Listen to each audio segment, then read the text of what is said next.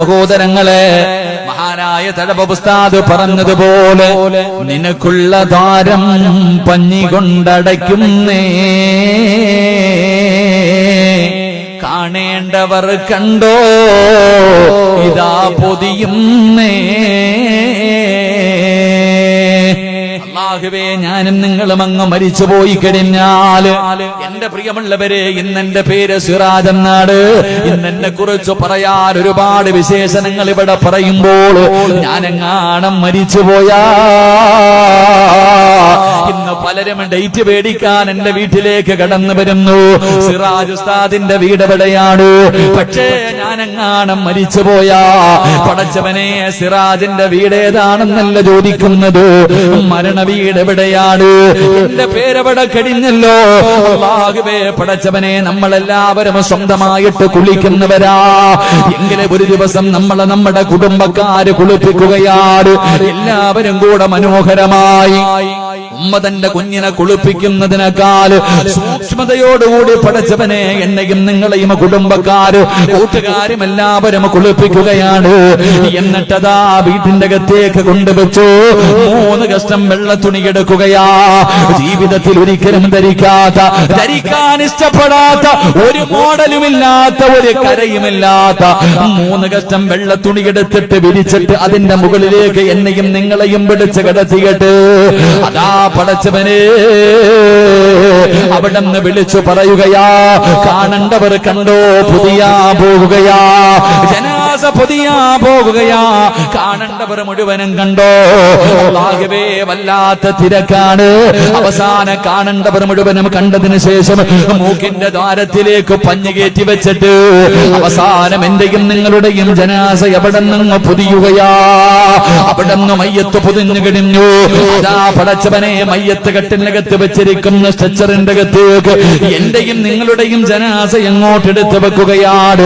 അത് ചുമലിലേക്ക് ഉയരുമ്പോ അല്ലാഹുവേ, മഹാനായ തഴവ ഉസ്താദ് പറയുകയാണ്, ആ ജനാസ തോളിന്റെ മുകളിലേക്ക് ഉയരുമ്പോ മയ്യത്തു കട്ടിൽ തോളിലേക്ക് ഉയരുന്നേ. പുരയ്ക്കുള്ളിലപ്പോൾ രോദനം കേൾക്കുന്നേ. ജനാസ എവിടെ നിന്നും ഉയർത്തി കഴിയുമ്പോ അതാ വീടിന്റെ അകത്തിരുന്ന് വല്ലാത്ത കരച്ചലിന്റെ ശബ്ദം കേൾക്കുകയാ. അല്ലാഹുവേ, അതാ ശമ വിട്ട ഉമ്മയും പൊന്നുമകനെ എന്നെ കൈവിട്ടു പോന്നോ, കാണലം ആ പൊന്നെ. ഉമ്മ ചോദിക്കുന്നു, മോനെ പോകുകയാണോ? വാപ്പ ചോദിക്കുകയാ, എന്നെക്കാരും മുമ്പേ പോയല്ലോടാ, ഇനി എന്നാടാ മോനെ നിന്നെ ഞാനൊന്ന് കാണുന്നത്? ഉമ്മ കരയുന്നുണ്ട്, വാപ്പ കരയുന്നുണ്ട്, കൂടപ്പറപ്പുകൾ സഹോദരിമാരും നെഞ്ചുപൊട്ടികെട്ട് കരയുന്ന രംഗവാ. ഭാര്യ കിടന്ന് വിളിച്ചു പോകുന്നുണ്ട്. കൂടപ്പറപ്പുകൾ കണ്ണിലൂടെ കണ്ടടങ്ങൾ ഒലിപ്പിച്ചുകൊണ്ട് മയ്യത്ത് കട്ടിലിന്റെ പുറകിൽ ഇങ്ങനെ നടക്കുകയാ. ആ സമയമുണ്ടല്ലോ, അരുമക്കിടാങ്ങൾ വാപ്പയെ വിളിക്കുന്നേ. അതിനുത്തരം നൽകാതെ നീ കിടക്കുന്നേ. വാപ്പാ, എന്റെ ഉപ്പാല എവിടെ കൊണ്ടുപോവുകയാണ്? ഉപ്പാവും എഴുന്നേക്ക് വാപ്പാ, എന്നോടൊന്ന് കളിച്ച് ചിരിക്കു വാപ്പാ എന്ന് പറഞ്ഞുകൊണ്ട് അരിമക്കിടാങ്ങളായ നമ്മുടെ മക്കളുണ്ടല്ലോ, വീടിന്റെ അകത്ത് കിടന്ന് വിളിച്ചു പോകുമ്പോ എന്റെ പ്രിയമുള്ളവരെ, മിണ്ടാതെ ഒരു ദിവസം സിറാജ് കിടക്കേണ്ടവരാ, ഞാനും നിങ്ങളും കിടക്കേണ്ടവരാ. പടച്ചവനെ, ആ ജനാസ വീട്ടിൽ നിന്നിറങ്ങുമ്പോ നിന്റെ പെറ്റ തള്ള നിന്നെ കൈയൊടിഞ്ഞു മോനെ, ഭാര്യ കൈയൊടിഞ്ഞു, സഹോദരിമാര് കൈയൊടിഞ്ഞു. അവസാനം നിന്റെ ജനാസ പള്ളിയിലേക്ക് കൊണ്ടുവന്നു. അതാ മയ്യത്ത് നമസ്കാരം കഴിഞ്ഞു. എന്നിട്ട് എല്ലാവരും കൂടെ നിന്റെ മയ്യത്ത് ചുമന്നുകൊണ്ട് പള്ളിക്കാട്ടിലേക്ക് കടന്നു ചെന്നിട്ട് നിനക്ക് ഒരുക്കിയിട്ടിരിക്കുന്ന നിനക്ക് ഒരുക്കിയിട്ടിരിക്കുന്ന 6 അടി മണ്ണെന്ന് പറയുന്ന കബറുണ്ടല്ലോ, അല്ലാഹുവേ, ഒരു മോഡലുമില്ല ചെറുപ്പക്കാരാ.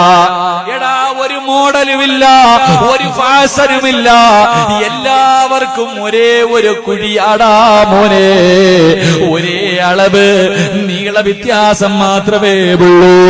ആ കബറിന്റെ അകത്തേക്ക് നിന്നെ അങ്ങ് ഇറക്കി വെക്കുകയാ. കബറിന്റെ അകത്ത് നിൽക്കുന്ന മനുഷ്യൻ ചോദിക്കുന്നു, മോനെവിടെ? വാപ്പാന്റെ കബളിന്റെ താഴെ വെക്കാൻ ഒരു പിടി മണ്ണ് വാരി തരുമോ? അല്ലാഹുവേ, പലകയെടുത്ത് നിരത്തി കഴിഞ്ഞു. പിന്നെ വാസിയാട് എന്റെ പ്രിയമുള്ളവരെ, പള്ളിക്കാട്ടിന് മയ്യത്തിന്റെ മുകളിലേക്ക് മണ്ണ് വാരി ഇടുന്നത് കണ്ടാ പടച്ചവനെ വല്ലാത്ത അത്ഭുതം തോന്നുകയാ. വാരി എറിയുകയാണ്, വാരി എറിയുകയാണ്. പക്ഷേ ചെറുപ്പക്കാരാ, ആ മണ്ണ് വാരി ഇടുന്നതിൽ പഠിക്കാൻ ഒരു ഗുണപാഠമുണ്ട്. അതിനകത്ത് ഒരുപാട് അർത്ഥമുണ്ടടാ. അത് മണ്ണ് വാരി ഇടുമ്പോ പറയേണ്ട ദുആയുണ്ടടാ. മുത്തുനബി അവിടെ നിന്ന് പറഞ്ഞു തരുന്നതല്ലേ. അവസാനം അവന്റെ നെഞ്ചിന്റെ മുകളിലേക്ക് പിടിമണ്ണ് വാരി എറിഞ്ഞിട്ട് അവസാന കബറ് മനോഹരമാക്കുകയാണ്. പടച്ചവനെ, മണ്ണൊക്കെ നല്ല നിലയിലിടുകയാണ്. എന്നിട്ട് അടുത്തവന്റെ കബറിന്റെ മുകളിൽ നിൽക്കുന്ന അതാ ചെടികളിൽ നിന്ന്, അവിടെ നിൽക്കുന്ന ചെടികളിൽ നിന്നൊരു കമ്പൊടിച്ചിട്ട് അതുപോലെ സ്വന്തമായിട്ട് കൊണ്ടുപോകാനില്ല. അതുപോലും സ്വന്തമായിട്ട് വല്ലവന്റെ കബറിന്റെ മുകളിൽ നിൽക്കുന്നത്. ചിന്തിക്കണം ചെറുപ്പക്കാരാ, ചിന്തിക്കണം ചെറുപ്പക്കാരാ. അടുത്തവന്റെ കബറിന്റെ മുകളില്, എന്റെ വാപ്പയുടെ കബറിന്റെ മുകളിൽ ഞാൻ നട്ടുവച്ചിരിക്കുന്ന തൈ ഒടിക്കണമെങ്കിൽ എന്റെ അനുവാദം വേണ്ടേ? എന്റെ അനുവാദം വേണ്ടേ? സ്വന്തം വാപ്പാനെയും ഉമ്മാനെയും കബറിന്റെ അകത്തിറക്കി വെച്ച് അടുത്തവന്റെ കബറിന്റെ മുകളിൽ നിന്ന് അവൻ നട്ടു വളർത്തുന്ന ചെടി ഒടിച്ചിട്ട് ഉപ്പാന്റെ നെഞ്ചത്ത് വെച്ചിട്ട് ഉമ്മയുടെ നെഞ്ചത്ത് വെച്ചിട്ട് അസ്സലാമു അലൈക്കും യാ ദാറ ഖൗമുൽ മുഅ്മിനീൻ, അവിടുന്ന് ഒരു ടാറ്റ കൊടുക്കുകയാ.